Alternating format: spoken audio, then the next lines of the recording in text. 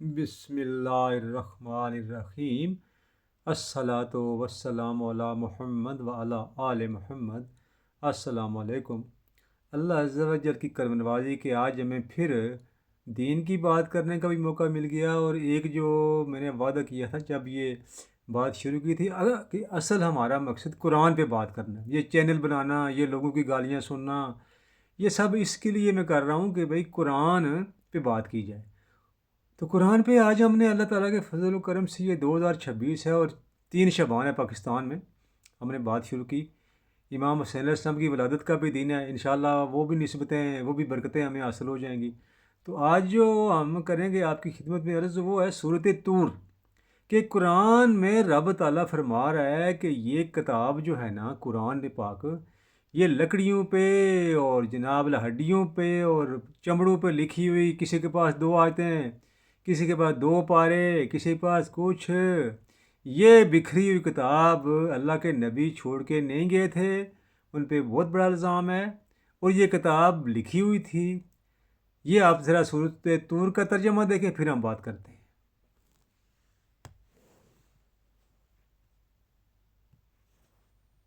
بسم اللہ الرحمن الرحیم۔ اللہ کے نام سے شروع جو نہایت مہربان، ہمیشہ رحم فرمانے والا ہے۔ والطور،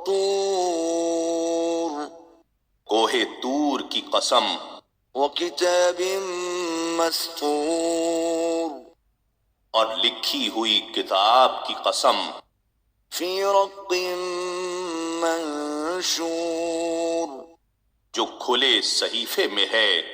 والبیت المعمور، اور فرشتوں سے آباد گھر یعنی آسمانی کعبے کی قسم۔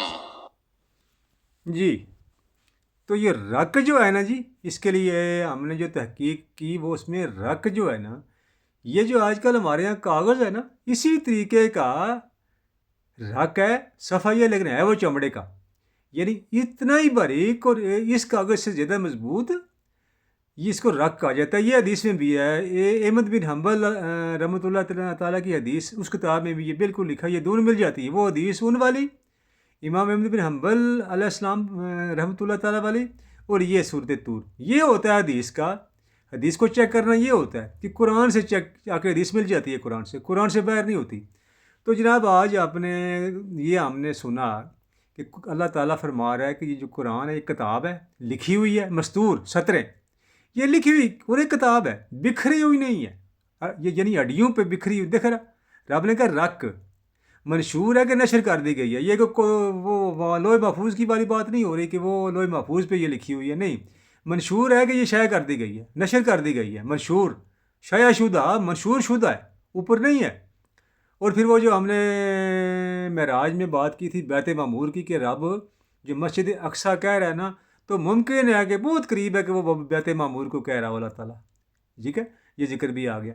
تو آج یہ ہم نے بات یہ کرنی تھی کہ یہ بھی قرآن پہ بہت بڑا الزام ہے کہ قرآن ہڈیوں پہ، یا یہ میں تیسری دفعہ بات کر رہا ہوں، آگے نہیں کروں گا، کہ یہ ہڈیوں پہ چمڑوں پہ لکھا ہوا، جب کہیں ضرورت پڑتی ہوگی تو پھر نبی پہ بلاتے ہوں گے، جی فلاں صحابی کو بلا کے لے آؤ جی، وہ ایک سورت تو اس کے پاس ہے، وہ فلاں کو لے آؤ جی، وہ ایک پارہ تو اس کے پاس تھا۔ تو یہ ڈرامہ جو ہے نا، یہ ہمارے دشمنوں نے قرآن کی اہمیت کو کم کرنے کے لیے، اور نبی آخر الزمان ہماری جان، ہمارے آقا کو بدنام کرنے کے لیے یہ حدیثیں شامل کر دی گئی ہیں یہودیوں کے۔ میں نے تو پہلے کہہ دیا تھا کہ مجھے بہت یقین ہے کہ یہ جتنی حدیثیں ہیں نا، ان میں سے 50% حدیثیں جو نبی کی شان کے خلاف ہیں، قرآن کے خلاف ہیں نا، وہ یہودیوں کی ہیں۔ لیکن پھر ثابت ہو گیا کہ وہ 40 لڑکے یہودی تھے جو وہاں سے قید ہوئے تھے، پھر وہ صحابہ کے گھروں میں نوکر لا کے، تو نوکر کا اسلام تو ہوتا نہیں، وہ تو اسلام قبول کر نہیں سکتے، وہ تو غلام ہے۔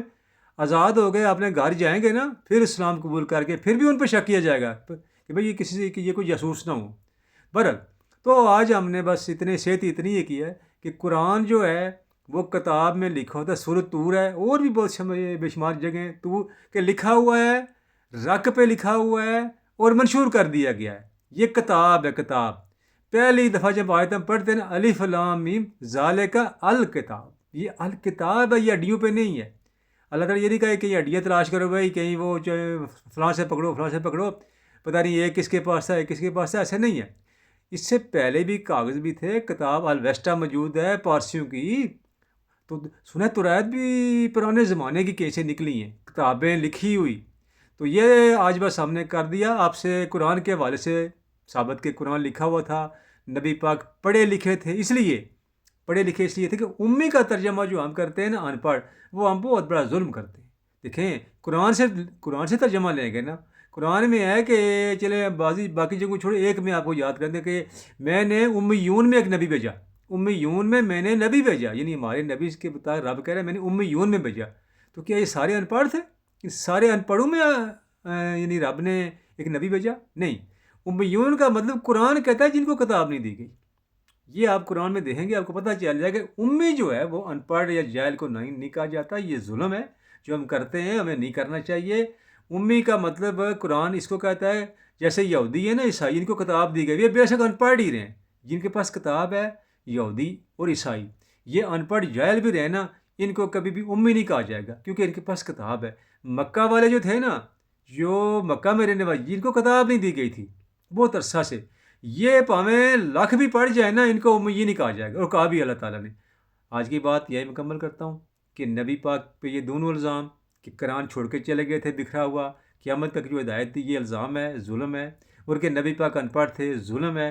امی کا لفظ اب قرآن سے نکالیں تو جناب اللہ قرآن کی زبان عربی مبین ہے، یہ سعودیہ کی عربی نہیں ہے، عربی مبین ہے. یہ اس کا ترجمہ ہم نے قرآن سے ہی نکالنا ہے. سعودیہ کی یا یمن کی یا عراق کی عربی سے ہم نے اس کا ترجمہ نہیں نکالنا، قرآن سے نکالنا ہے. تو ٹھیک ہوگا جی، آج خدا حافظ.